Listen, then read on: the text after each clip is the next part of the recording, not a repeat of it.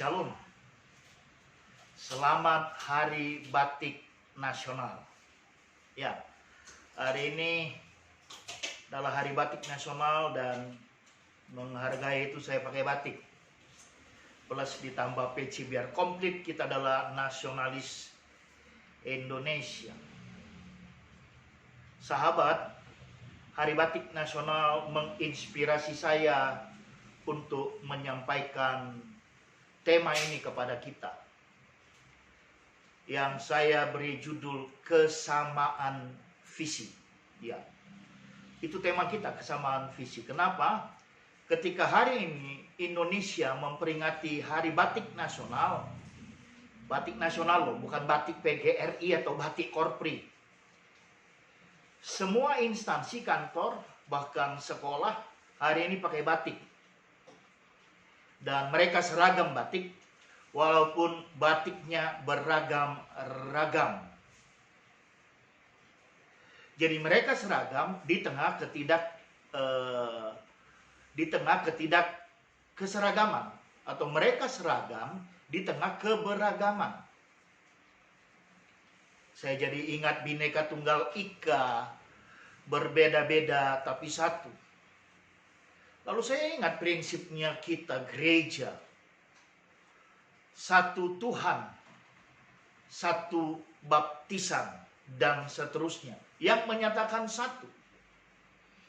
Tapi mari di tengah-tengah Hari Batik Nasional, Indonesia seragam batik di tengah-tengah ketidakseragaman.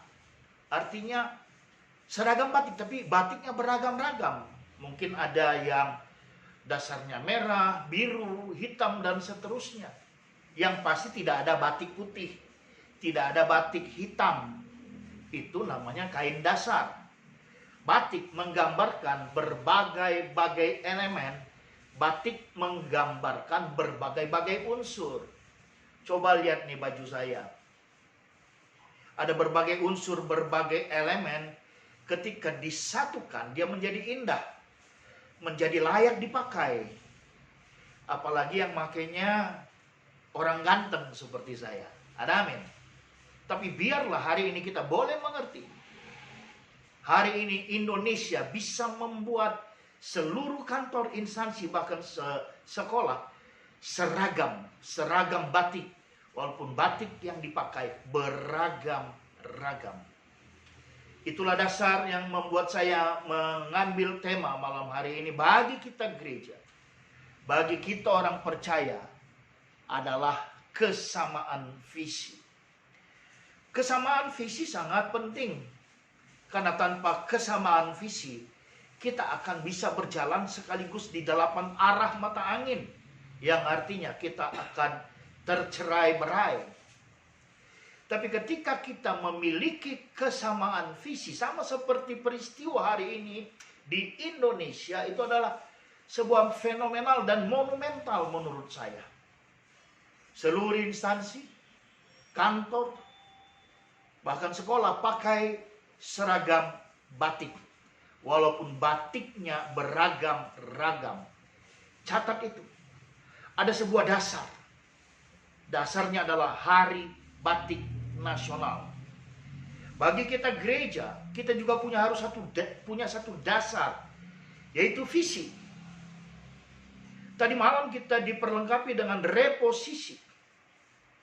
Dan salah satu daripada reposisi itu, selain kita minta kasih mula-mula kita Tuhan kembalikan, maka ada satu penyediaan yang besar yang akan terjadi, dan saya percaya itu akan dilakukan saat sekarang ini, terlebih-lebih nanti saat masa pandemi COVID-19 berlalu, yaitu jiwa.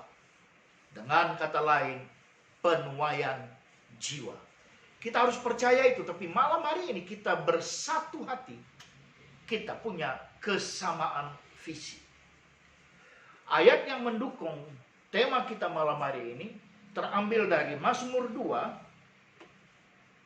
ayat yang ke-8. Mintalah kepadaku, maka bangsa-bangsa akan kuberikan kepadamu menjadi milik pusakamu, dan ujung-ujung bumi menjadi kepunyaanmu. Wow, ayat yang sangat powerful. Kita diberikan Tuhan hak prerogatif untuk meminta. Sekali lagi saya katakan, Tuhan memberikan kita hak prerogatif untuk meminta. Kerinduan saya sebagai hamba Tuhan adalah semua kita orang percaya punya kesamaan visi. Mazmur 2 ayat 8 ini. Kita benar-benar datang kepada Tuhan meminta jiwa. Karena kemarin dalam tema reposisi, semuanya akan ditambahkan kepada kita. Itu bukan berbicara 9 bahan pokok. Karena sebagai anak-anak Allah, penyediaan Tuhan atas segala kebutuhan kita adalah sempurna adanya. Tapi ini berbicara jiwa, dan saya lanjutkan hari ini dengan Mazmur 2 ayat 8. Mintalah kepadaku, maka bangsa-bangsa akan kuberikan kepadamu menjadi milik pusakamu, dan ujung-ujung bumi menjadi kepunyaanmu. Bicara bangsa-bangsa, dia berbicara bangsa itu sendiri. Contohnya bangsa Indonesia. Mari kita concern dengan bangsa Indonesia. Tapi bangsa juga berbicara suku bangsa. Kita punya ratusan bahkan ribuan suku bangsa. Apakah yang menjadi suku bangsa kita? Puak kita sendiri. Itu akan menjadi milik pusaka kita. Dikatakan menjadi milik pusaka kita. Firman Tuhan lain di Kisah Rasul 16 ayat 31 berkata demikian. Jawab mereka, percayalah kepada Tuhan Yesus Kristus, maka engkau akan selamat, engkau dan seisi rumahmu. Kira-kira begitu isi Kisah Rasul 16 ayat 31. Tapi untuk lebih akurat dan tidak membuat salah, kita baca ulang Kisah Para Rasul pasalnya yang ke-16.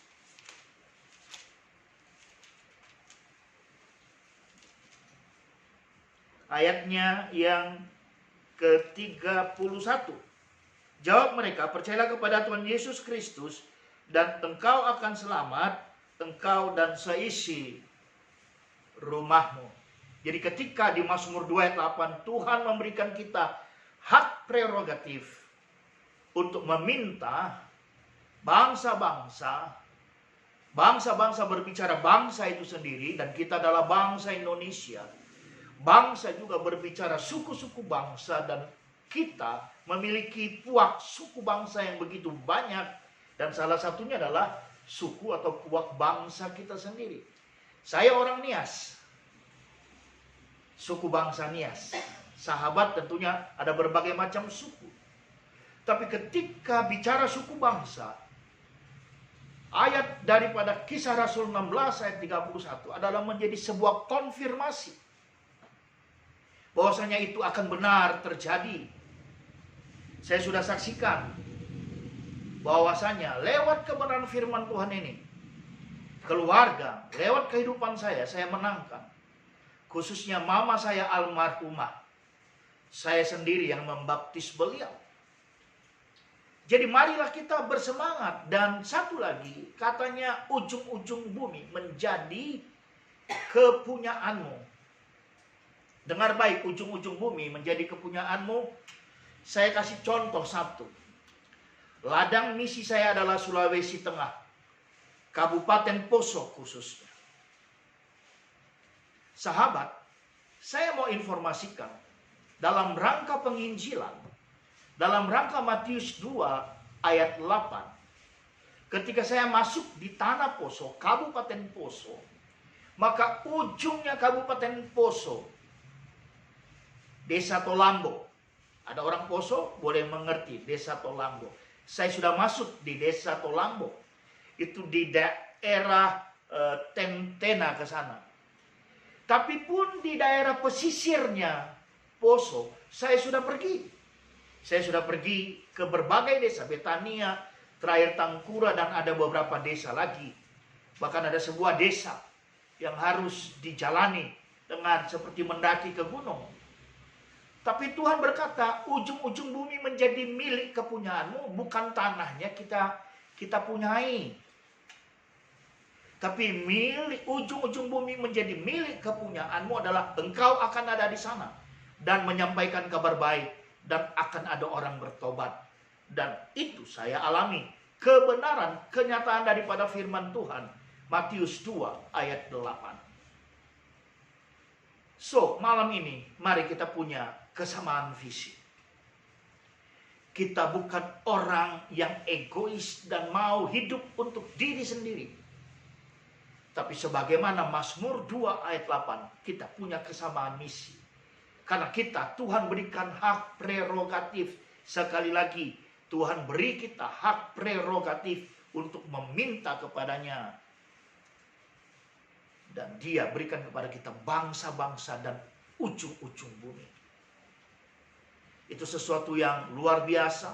Itu sesuatu yang fenomenal. Itu sesuatu yang monumental bila kita kerjakan bersama-sama sebagai gereja. Ingat, hari ini Indonesia, dia bisa menyatukan semuanya dengan satu hashtag Hari Batik Nasional. Dan lebih daripada itu, saya percaya gereja bisa melakukannya.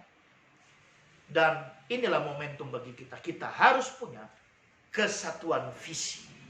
Karena Tuhan telah memberikan kita hak prerogatif untuk meminta. Sampai di sini pertemuan kita. Semoga semua kita diberkati dengan program ini. Dan Tuhan Yesus memberkati. God bless you.